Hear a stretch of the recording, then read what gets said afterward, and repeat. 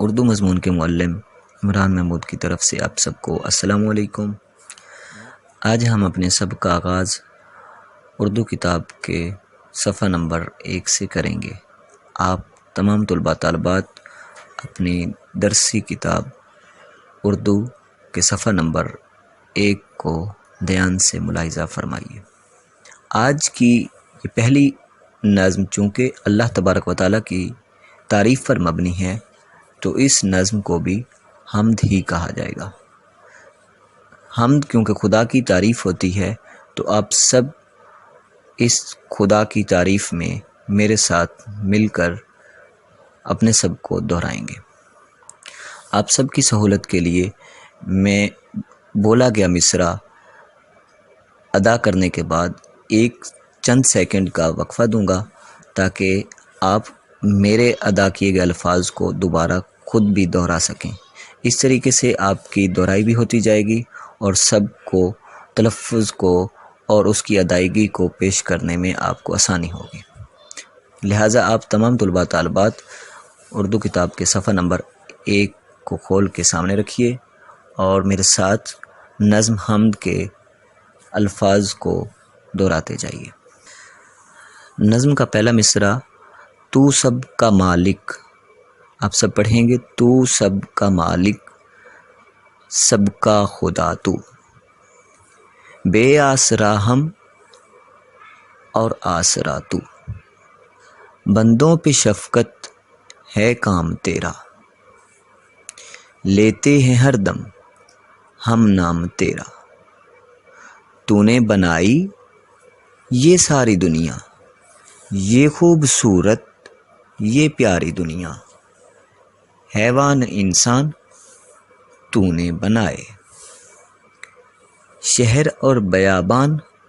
تو نے بسائے، روشن کیے تو نے، روشن کیے ہیں تو نے یہ تارے، یہ ننھے ننھے یہ پیارے پیارے، پھول اور پھل سب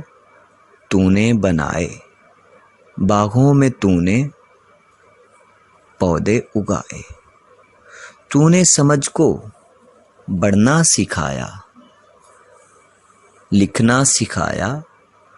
پڑھنا سکھایا، ہے عام سب پر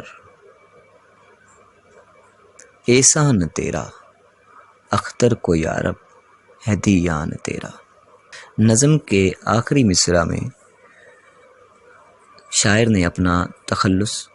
استعمال کیا ہے جو کہ اختر شیرانی، شاعر کا مکمل نام اختر شیرانی ہے۔ اسی نظم کو دوبارہ ایک بار ہم سب مل کر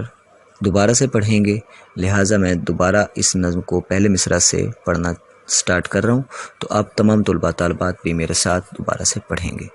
تو سب کا مالک، سب کا خدا تو، بے آسرا ہم اور آسرا تو، بندوں پہ شفقت ہے کام تیرا، لیتے ہیں ہر دم ہم نام تیرا، تو نے بنائی یہ ساری دنیا، یہ خوبصورت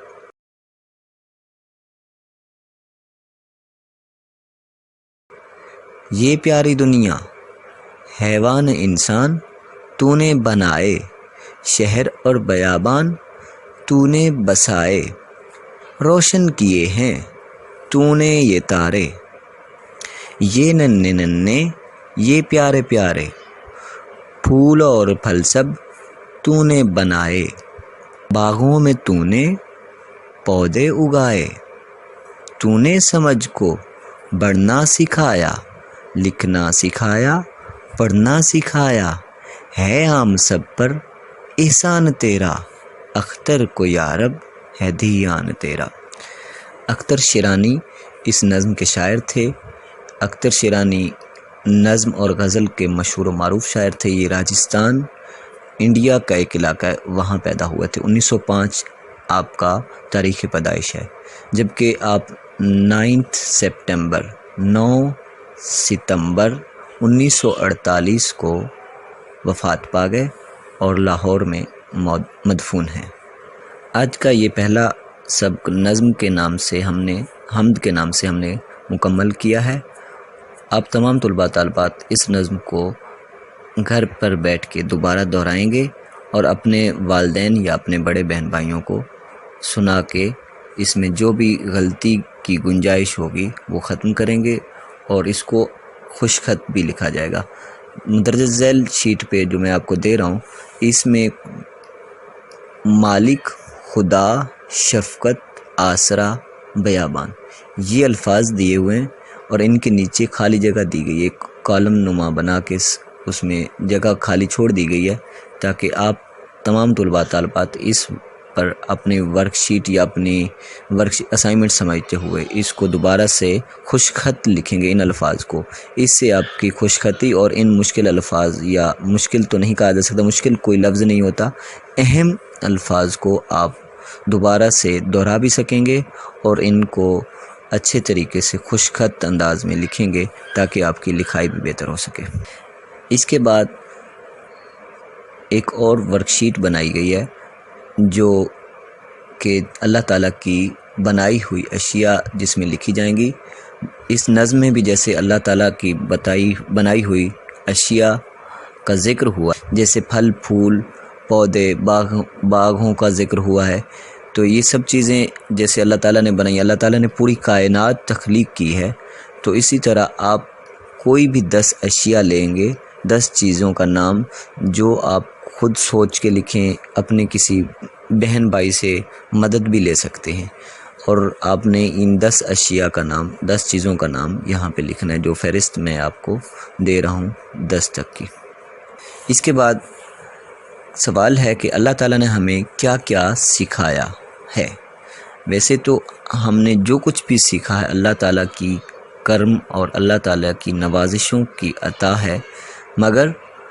آپ نے کوئی سی 3 باتیں لکھنی ہیں جن کو آپ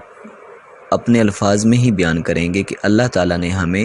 کیا کیا سکھایا۔ جیسے کہ اس نظم میں بھی ذکر ہوا ہے کہ اللہ نے ہمیں لکھنا سکھایا ہے، پڑھنا سکھایا ہے،